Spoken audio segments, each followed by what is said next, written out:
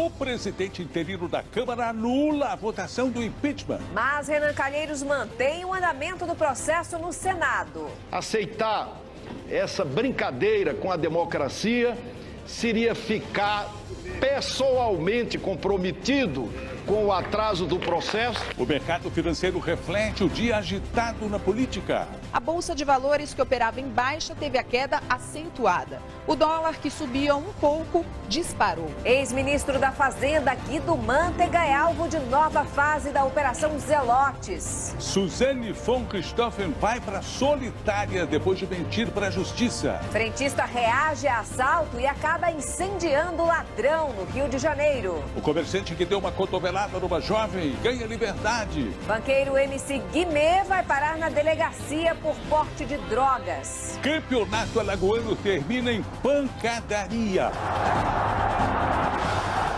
Escolas oferecem cursos para quem quiser virar youtuber. Eu sempre quis mexer com edição e essas coisas de vídeos.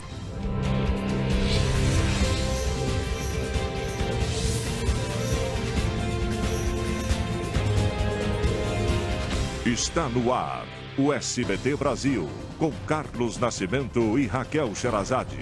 Boa noite. Boa noite. A semana começou agitada em Brasília. O presidente interino da Câmara, Valdir Maranhão, anulou a tramitação do impeachment da presidente Dilma e determinou que o Senado devolva o processo. A decisão causou muita confusão. O presidente do Senado, Renan Calheiros, resolveu ignorar essa medida e chamou o ato de brincadeira com a democracia. O presidente interino da Câmara fez um pronunciamento agora há pouco. Vamos ao vivo até Brasília conversar com o repórter Tiago Nolasco. Tiago, boa noite. O que é que o interino Valdir Maranhão disse, afinal? A decisão do deputado Valdir Maranhão pegou de surpresa deputados contra e a favor do impeachment. O dia foi de debates acalorados. O pedido de anulação do processo de impeachment da presidente Dilma Rousseff repercutiu no exterior. Houve reflexo também no mercado financeiro. O dólar terminou o dia cotado a R$ 3,52. A Bolsa de Valores de São Paulo fechou em queda de 1,4%. E ainda hoje você vai ver como a presidente Dilma Rousseff reagiu à tentativa de anular a votação do impeachment. É já já. Um adolescente de 18 anos confessou que foi o autor do disparo que matou a estudante Ana Beatriz Frade no Rio de Janeiro. Em caso de um bandido pegou fogo enquanto assaltava um posto de combustíveis. Suzane von Richthofen, condenada por matar os pais em 2002, está numa cela isolada na penitenciária feminina de Tremembé, no interior de São Paulo. Ela é acusada de enganar a justiça. A final do Campeonato Alagoano de Futebol terminou em pancadaria. Torcedores organizados do CRB e do CSA invadiram o gramado antes do jogo acabar. 5 pessoas ficaram feridas, 4 torcedores foram presos. Daqui a pouco você vai ver tudo sobre os campeões estaduais. A vitória do Santos em São Paulo e o título invicto do Vasco da Gama no Campeonato Carioca. Vamos a outras notícias pelo Brasil. Voltamos a falar sobre a tentativa do presidente da Câmara dos Deputados de anular a votação do impeachment. O vice-presidente Michel Temer não se pronunciou sobre a decisão. Os aliados de Temer condenaram. A presidente Dilma pediu cautela. Vamos ao vivo a Brasília conversar com Kennedy Alencar. Kennedy, boa noite.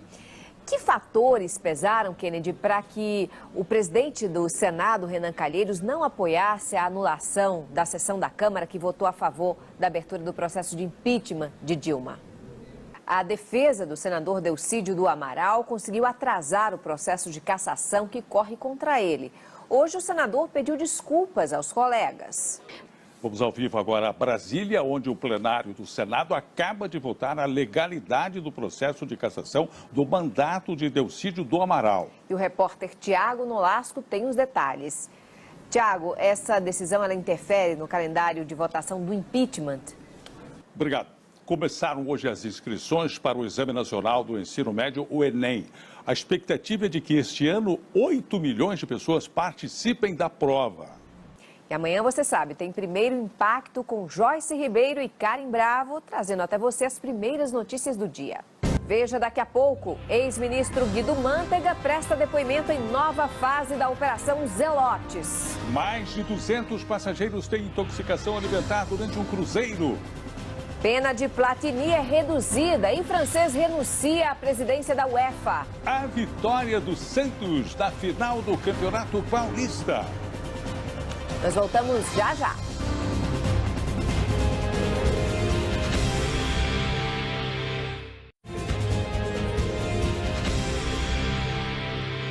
O ex-ministro Guido Mantega foi um dos alvos da 7ª fase da Operação Zelotes, que investiga fraudes no pagamento de multas da Receita. Ele foi levado para depor na sede da Polícia Federal em São Paulo. O lucro da Caixa Econômica Federal caiu quase pela metade no primeiro trimestre deste ano, em comparação com o mesmo período do ano passado. Já com relação aos últimos 3 meses de 2015, o lucro foi 31% maior. Mais de 200 pessoas que participavam de um cruzeiro tiveram intoxicação alimentar durante uma viagem entre a Inglaterra e os Estados Unidos. Quem é transexual deve usar qual banheiro público? De homem ou de mulher? Esse debate está dando o que falar nos Estados Unidos e agora chegou à Justiça Federal do país. Ilha Rocha. Em instantes, a festa na final do... O Vasco derrota o Botafogo e chega invicto ao título. O YouTube na sala de aula. As escolas de São Paulo ensinam a garotada a criar o seu próprio vídeo na internet. Veja já já.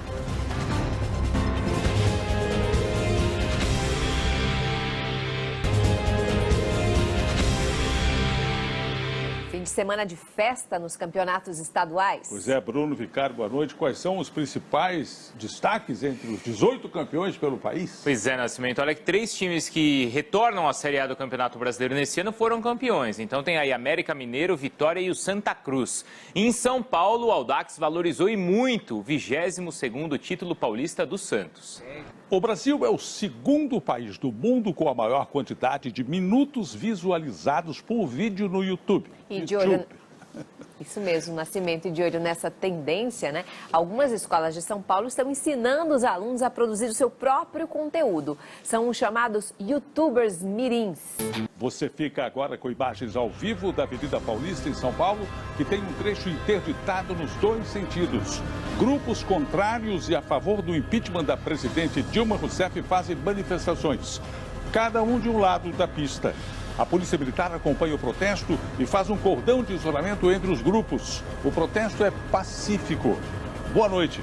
Boa noite, Brasil. Tchau.